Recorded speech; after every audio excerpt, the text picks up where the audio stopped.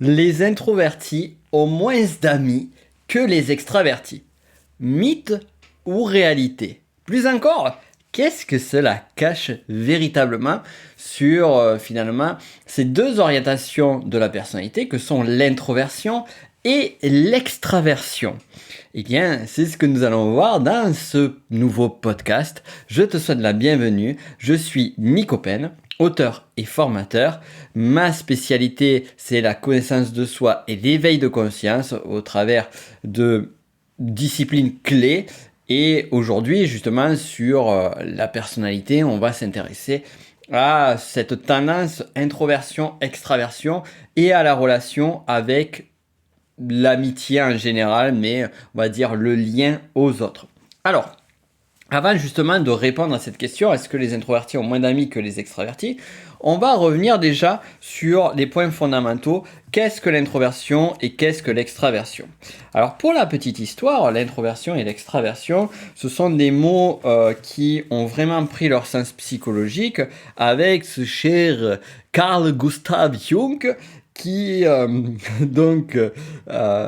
un des pères de la psychologie moderne et qui nous a apporté un concept fondamental qui est celui de fonction cognitive avec les 8 grandes fonctions. J'avais fait des podcasts là-dessus et dont notamment une orientation sur chacune de ces fonctions qui était plutôt vers l'introversion ou l'extraversion. Si je devais définir l'introversion et l'extraversion façon, on va dire, simple, moi j'aime bien dire l'introverti va chercher à l'intérieur de lui, l'extraverti va chercher à l'extérieur. On pourrait même aller plus loin en disant, voilà, l'introverti va se nourrir énergétiquement lorsqu'il va se recentrer à l'intérieur de lui-même. Et c'est là qu'il va faire le plein en énergie. Et l'extraverti va se remplir d'énergie lorsqu'il va avoir des stimulations extérieures. Donc là, on parle de deux choses. On parle d'un monde intérieur et d'un monde extérieur. Pour prendre des chiffres au travers de la population, selon on va dire des infos officielles des créateurs du MBTI, qui est vraiment l'extension des travaux de Jung, dont mais notamment d'autres approches, je ne vais pas rentrer en détail, mais qui prennent l'introversion et l'extraversion. Il est dit qu'il y a 50,7% d'introvertis, 50,7% d'introvertis pour 49,3% d'extravertis qui a été fait sur les États-Unis. Et cette étude, elle date de 1998. De même, pour aller plus loin, il dit que on a 45,9% des hommes et 52,5% des femmes sont extravertis et 54,1% des hommes et de l'autre côté 47,7%, 5% des femmes sont extravertis. Bon, pourquoi je te donne ces chiffres-là? Justement pour te dire que voilà, introversion, extraversion, si on devait faire une moyenne au travers de la population, on serait à peu près sur du 50-50. Et ce qu'il faut voir aussi, pour vraiment donner l'idée fondamentale entre l'introversion et l'extraversion, qui va justement pouvoir commencer à donner des éléments de réponse à la question est-ce que les introvertis ont moins d'amis?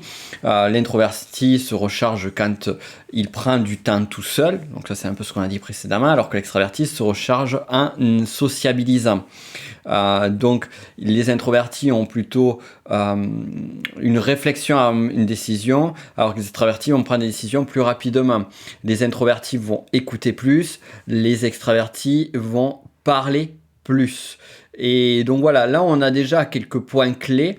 Je les donne pas tous, mais je donne déjà quelques points clés qui permettent de donner un petit peu l'état d'être.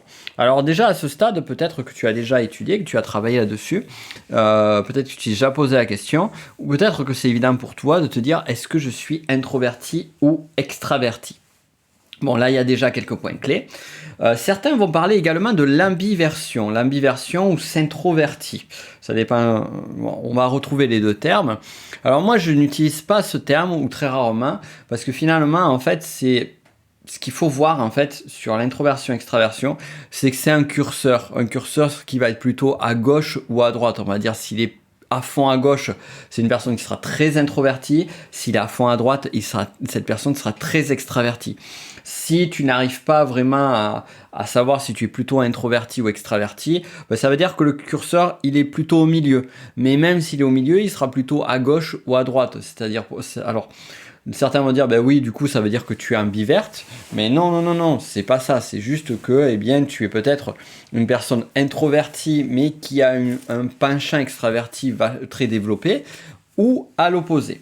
Et pourquoi je parle de cette nuance-là? Parce qu'après, si on prend les concepts de Jung, eh bien, ça va avoir une influence sur nos facteurs de réception d'informations et nos prises de décision. Je ne vais pas y rentrer en détail aujourd'hui parce que c'est pas le sujet et on a déjà pas mal de choses à voir. Alors, maintenant, on va poser la question justement de la sociabilité et introversion et extraversion. Alors, pour répondre à la question de façon claire, les introvertis ont-ils moins d'amis que les extravertis? Eh bien, la réponse c'est oui. Les introvertis ont moins d'amitié que les extravertis. Cependant, les introvertis ont des amitiés plus profondes, moins, on va dire, nombreuses, mais plus profondes que les extravertis. Là où les extravertis vont pouvoir avoir des amitiés qui seront peut-être plus en surface. Alors, comment expliquer cela? Et aussi, remettons également de la nuance, il est nécessaire, c'est que ici, on parle d'une forme de généralité. Lorsque je t'ai donné les chiffres tout à l'heure, je t'ai donné par exemple donc les chiffres sur le pourcentage d'hommes et de femmes, on va dire, voilà, on a un pourcentage, une statistique, là on est plus sur une statistique de 30% de personnes qui sont introverties, 30% de personnes qui sont extraverties. Au travers des cercles, si on regarde au travers des introvertis et des extravertis, on verra que statistiquement, il y aura une tendance à avoir moins d'amis chez les introvertis et statistiquement, il y aura une tendance à avoir plus d'amitié moins profonde chez les extravertis. Cela ne veut pas dire que tous les introvertis auront peu d'amis, auront du mal à se faire des amitiés. On va y revenir. Et de l'autre côté, cela ne veut pas dire qu'un extraverti va être toujours avec un carnet d'adresses rempli. D'ailleurs, autre point, et ça vaudra vraiment le coup d'en parler plus tard sur un autre podcast, on a la notion de timidité, que bien souvent on va associer à l'introversion. Timidité, introversion et extraversion sont des concepts différents. Donc on peut avoir une personne qui peut être introvertie sans être timide et une personne extravertie en étant timide. Pourquoi est-ce que je parle de timidité? Tout simplement pour prendre une personne qui a qui a besoin du contact social parce qu'elle est extravertie, qui aime être en contact avec les autres, qui se sent plus ressourcée, qui a tendance à être un peu plus en stress ou moins bien lorsqu'elle va rester trop longtemps toute seule, mais aussi de l'autre côté, eh bien finalement, par sa timidité, va avoir du mal à créer du lien avec les autres ou du mal à se sociabiliser. Donc il y a vraiment deux choses à prendre en considération, qui est le besoin qu'on va avoir, besoin d'introversion ou besoin d'extraversion, et également on va dire les peurs sociales comme la timidité, par exemple.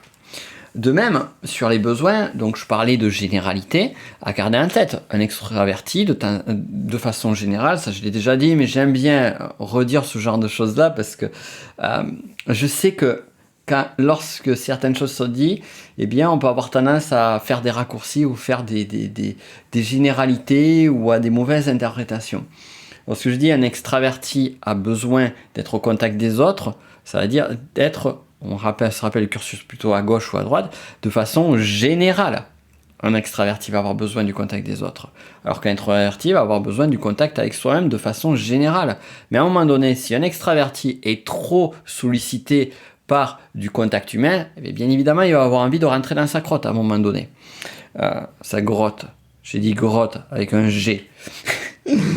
Et l'introverti, si à un moment donné, il reste trop enfermé, eh bien, il va se rendre compte que le lien à l'autre va lui manquer. Donc, il va avoir aussi ce besoin de lien. Et encore une fois, on est tous introvertis, extravertis. C'est plus une tendance majoritaire qu'on va avoir d'un côté et de l'autre.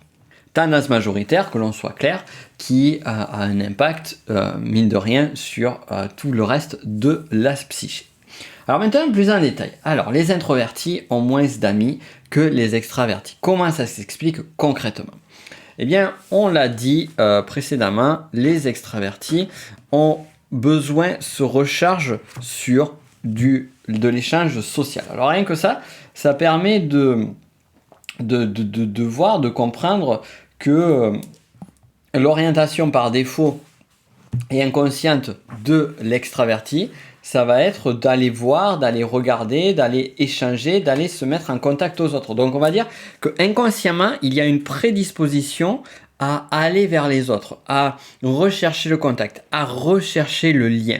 Pourquoi? Parce que le lien me fait du bien. Donc, en tant qu'être humain, on va rechercher à répondre à nos besoins. J'en avais parlé sur la pyramide de Maslow, par exemple, sur les différents besoins. J'en parlais également avec les valeurs sur la formation Se connaître avec la PNL et sur le précédent podcast. Si tu ne l'as pas écouté, va l'écouter ou regarde le lien qui est en description sur cette formation-là. Donc, on a nos besoins, vraiment, on va orienter nos actions, on va orienter nos pensées et même de façon plus subtile, on va inconsciemment diriger notre attention, notre conscience vers ce qui répond à nos besoins. Et qu'est-ce qui répond à un besoin sur un extraverti? Le besoin de sociabilité. Dès lors, il est normal que d'un point de vue inconscient, des stratégies vont se mettre en place chez l'extraverti pour aller se mettre en lien avec les autres. Mais ce n'est pas tout. Il y a une autre différence qu'on peut trouver entre l'introversion et l'extraversion. C'est que généralement, l'introverti va avoir plus une énergie lors d'un contact social qui va être plutôt passive, là où celle de l'extraverti va être plutôt active. Je m'explique. L'extraverti va avoir tendance à parler beaucoup plus, va avoir tendance à s'exprimer, à communiquer facilement, à créer le contact, initier le contact et le maintenir. Là où l'introverti va être plutôt en écoute. Donc on va avoir un qui va communiquer activement et l'autre qui va communiquer de façon passive. Encore une fois, l'actif et le passif ne sont jamais des mauvaises choses en tant que telles. Ce sont juste deux forces qui s'équilibrent. Et finalement, qu'est-ce que ça va donner sur une conversation? Eh bien, un introverti va avoir plus du mal à relancer les discussions, va avoir plus du mal à maintenir le sujet. De même, un introverti, de façon générale, va avoir tendance à moins se parler, à rechercher des discussions qui vont être un petit peu plus profondes, va beaucoup moins se parler de la pluie et le beau temps. Il va se retrouver très vite, il ou elle va se retrouver très vite ennuyé par ces sujets-là. Donc on se rend compte également que l'introverti, pourquoi? Parce que justement, autre point clé, c'est que l'extraverti va se nourrir du contact à l'autre.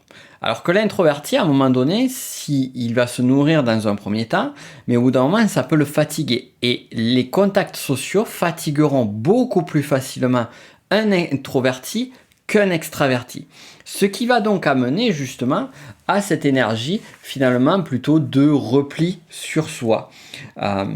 Donc là aussi, on va avoir un point qui va définir que on va avoir cette énergie-là et cette tendance-là sur l'introverti à créer du lien beaucoup plus facilement, à maintenir le lien et à multiplier cela là où ça va coûter énergétiquement beaucoup plus sur l'introverti.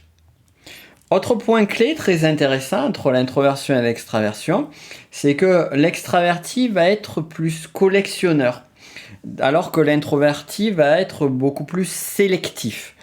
Ce qui veut dire en d'autres termes qu'un extraverti va aimer remplir, va avoir tendance à plutôt remplir et se remplir aussi au travers de communication, au travers de liens, au travers de contacts. Là où l'introverti va faire du tri, va sélectionner. Et parfois en faisant une sélection qui va être peut-être trop drastique, trop forte. Et ainsi perdre des opportunités de contact, des opportunités de lien qui sont faites facilement pour l'extraverti parce qu'il se dit au moins c'est un lien, c'est une discussion, c'est un contact, j'ai mon réseau, ainsi de suite. L'introverti dit non, cette personne-là ne va pas être intéressante, cette personne va me prendre de l'énergie. Cette personne va me faire perdre mon temps. Et dès lors, il va y avoir une sélection beaucoup plus forte. Sélection qui donc dit moins d'amis, mais qui aussi répond à l'autre question. Pourquoi est-ce que les introvertis ont des amitiés beaucoup plus, certes, moins nombreuses, mais beaucoup plus solides avec le temps? Eh bien, justement, par cette sélection. Ils vont prendre beaucoup moins de temps, accorder beaucoup moins de temps à un grand nombre de personnes et sélectionner beaucoup moins de personnes et avec cette personne-là, tisser une relation intime beaucoup plus forte.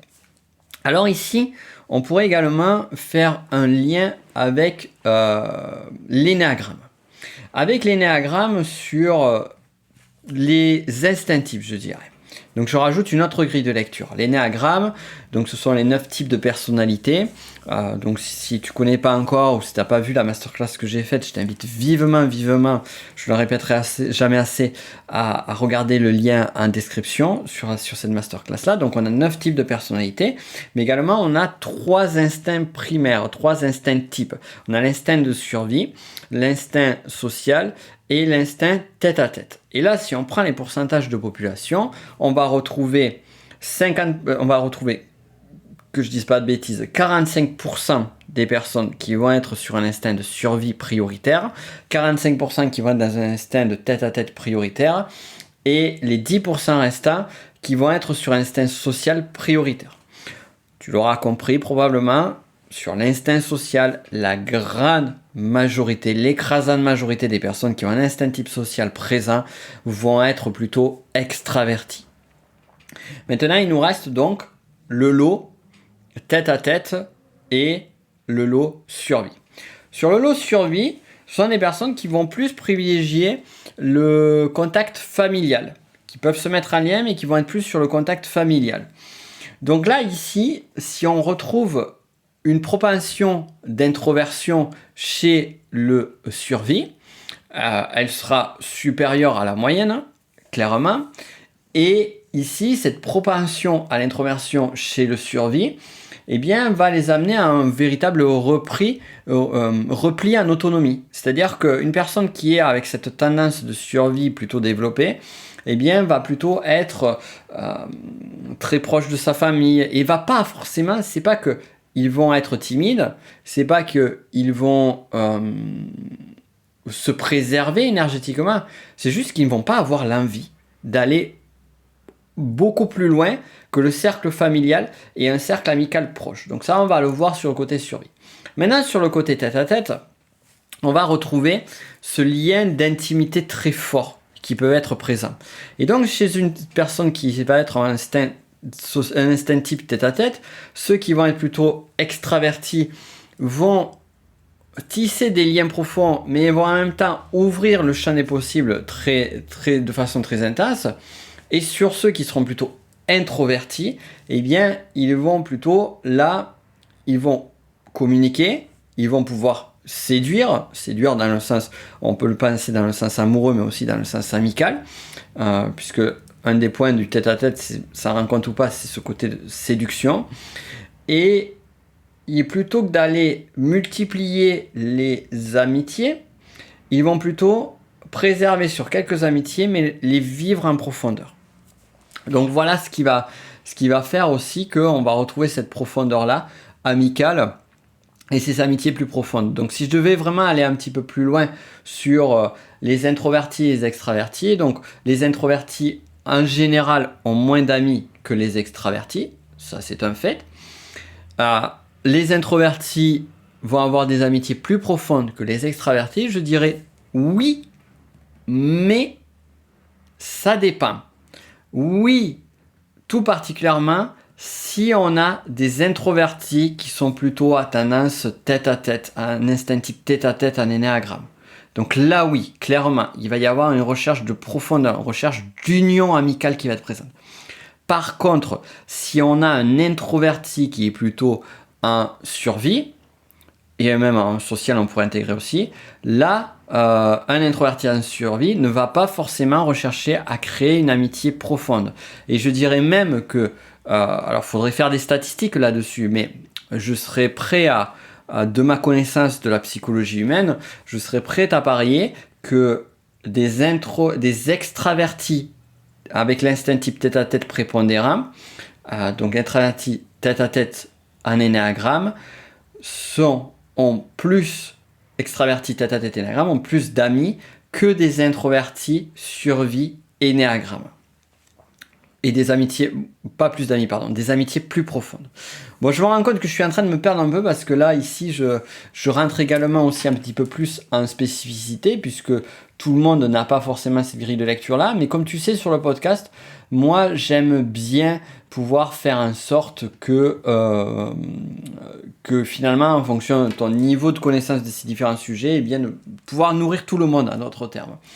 Donc je m'excuse si tu t'es senti un petit peu de côté sur cette dernière partie, mais pour en revenir vraiment sur le sujet, donc l'introversion et l'extraversion, ce sont des sujets qui sont fascinants, qui font partie d'un aspect très fort de notre personnalité, un aspect très fort aussi de notre structuration sociale, c'est-à-dire que si notre structuration sociale en tant qu'être humain fonctionne comme elle fonctionne, et ce de façon, on va dire, équilibrée, alors on pourra toujours trouver à redire, mais l'être humain est un animal social, ne l'oublions pas, et bien c'est justement parce qu'il y a cet équilibre entre une énergie qui va être plutôt en repli, plutôt passive sur les communications, sur les échanges, qui va être plutôt en réception, qui va être plutôt introverti, et d'autre côté une énergie plutôt active qui va être plutôt une énergie communicante, qui va être une énergie extravertie. Et donc les extravertis justement vont avoir cette force-là, avoir plus d'amis, mais aussi, et on l'oublie, à aider des introvertis qui justement ont du mal à faire du lien, à pouvoir faire du lien avec eux et avec d'autres. Donc aussi les extravertis ont vraiment cette force-là de pouvoir fédérer, de pouvoir structurer le lien social, et c'est ça qui est génial. Et de l'autre côté, heureusement qu'il y a des introvertis pour pouvoir les écouter quand ils parlent pendant très longtemps. Et dernier point, gardez en tête que ces deux énergies sont présentes à toi, l'une plus que l'autre, c'est évident, mais elles sont les deux là, alors écoute-les, prends soin de ces énergies-là. Quand tu as besoin de ton énergie d'introversion, elle a besoin d'être là, eh bien écoute-la, recharge-toi, reprends de l'énergie toute seule ou tout seul. Et quand ton énergie d'extraversion t'appelle au monde, eh bien profites-en, contacte, fais du lien et amuse-toi. Voilà, c'était tout pour aujourd'hui, c'était déjà beaucoup. Sur ce, je te laisse là-dessus et je te dis à très vite pour un autre podcast la semaine prochaine où là on ira plus sur la spiritualité. On ira plus sur la spiritualité normalement si le programme ne change pas. En attendant, je t'invite à regarder les ressources qu'il y a en dessous, laisser un commentaire, un joli 5 étoiles si tu peux sur la plateforme sur laquelle tu écoutes.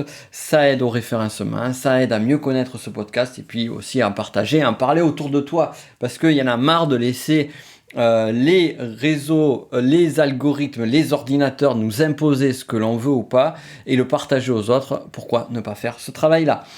Et c'est plus sympa. Moi, personnellement, je mets plus de valeur aux recommandations des amis que les recommandations d'algorithmes. Donc voilà, partage et avec une grande extraversion, je dirais. Allez, trêve de plaisanterie, on se dit à très vite pour un autre podcast. Ciao.